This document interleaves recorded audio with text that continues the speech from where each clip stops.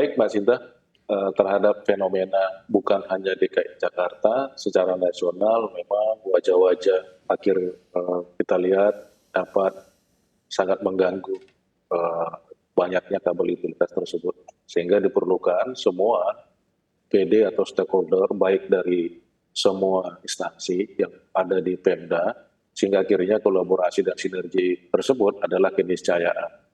Memang kalau kita bicara ujung dari semua penataan itu, seperti di awal saya sebutkan, ada 3 hal penataan jaring utilitas tersebut. Pertama adalah crimping, grouping kabel. Yang kedua, relokasi. Maaf, tadi saya ralat Pak Samsul, saat ini database-nya Abjatel kurang lebih sudah 200 kilometer penurunan relokasi kabel fiber optik di khusus Jabodetabek, dan 90%-nya sudah ada di DKI Jakarta.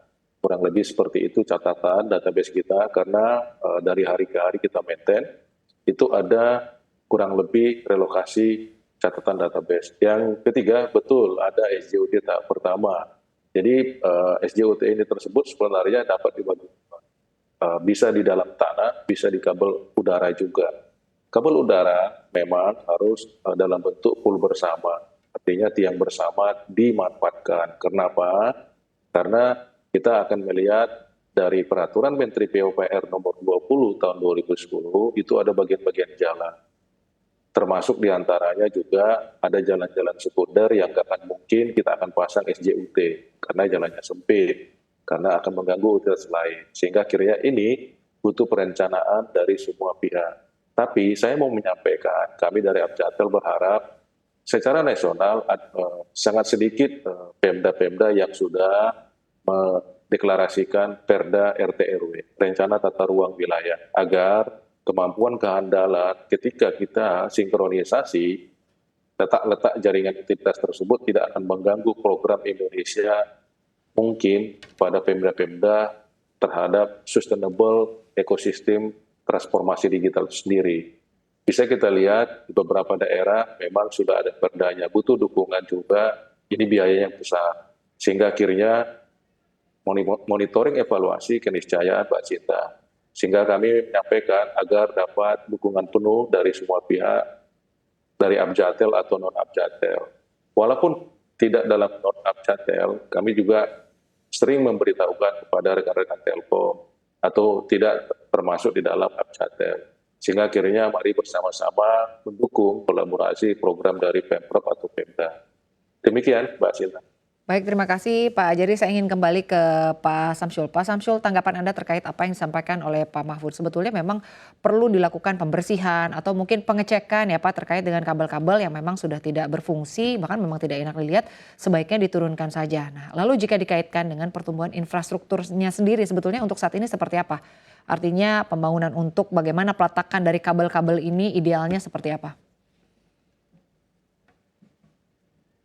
Baik, terima kasih. Jadi ada beberapa program yang memang sudah dilakukan oleh Pemda DKI.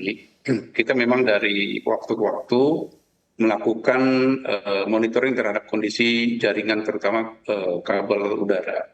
Apa sekarang yang sudah dilakukan, kita memang secara periodik dinas maupun sudin bersama-sama untuk melakukan perapihan kabel yang ada di udara. Lalu yang kedua, kita juga menginstruksikan ke Abjatel dan para pemilik utilitas untuk memutus kabel udara yang sudah tidak aktif. Artinya memang sudah secara teknis sudah tidak dipergunakan lagi. Lalu yang ketiga adalah memastikan crossing yang ada di jalan itu betul-betul aman secara teknis, minimal ketinggian 5 meter. Nah, untuk jangka panjang, seperti tadi disampaikan bahwa kami ada program yang namanya pembangunan SCUT, lalu ada relokasi, dan kami sudah diskusi juga dengan pihak Abjatel, apakah misalnya untuk lokasi-lokasi yang memang tidak bisa dibangun SCUT, kita dilakukan pemasangan tiang bersama gitu. Ini konsep yang coba sedang kami diskusikan dengan teman-teman Abjatel. Jadi untuk ruas-ruas jalan, misalnya jalan-jalan lingkungan yang memang tidak memungkinkan secara teknis kita bangun SCUT, kita pasang tiang bersama sehingga ada estetika perkotaan yang bisa kita peroleh dengan tiang bersama.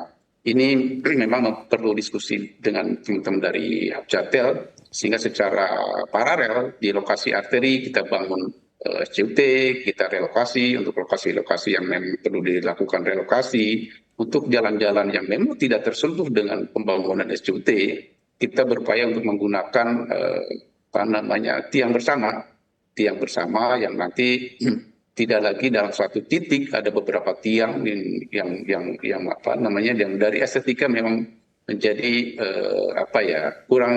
kurang nyaman untuk dilihat. Mudah-mudahan tiang bersama menjadi salah satu upaya dari Pemda DKI untuk meminimalkan kesemrautan, khususnya mungkin di jalan-jalan di jalan-jalan yang lingkungan yang memang tidak bisa dibangun SCUT.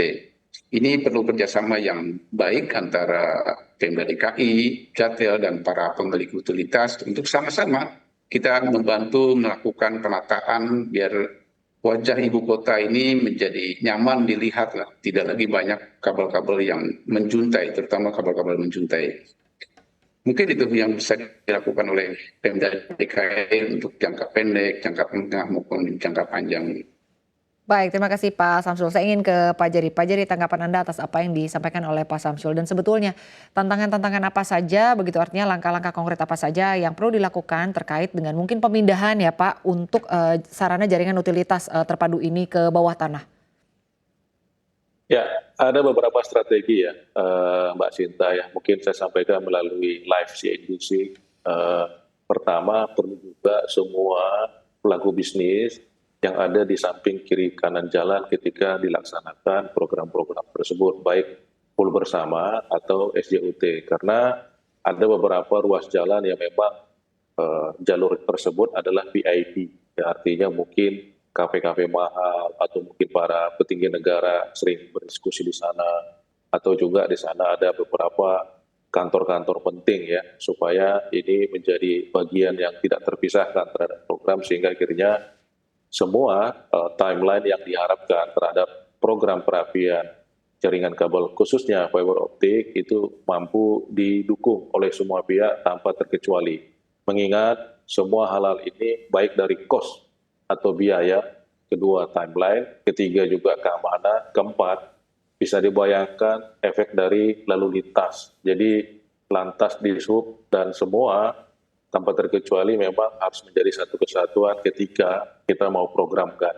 Kami menyambut baik hasil dari meeting 4 Agustus di Balai Kota, ada di sana PTSP, ada Dinas Bina Marga atas perintah dari Pak PJ Gubernur Pak Heru Budi.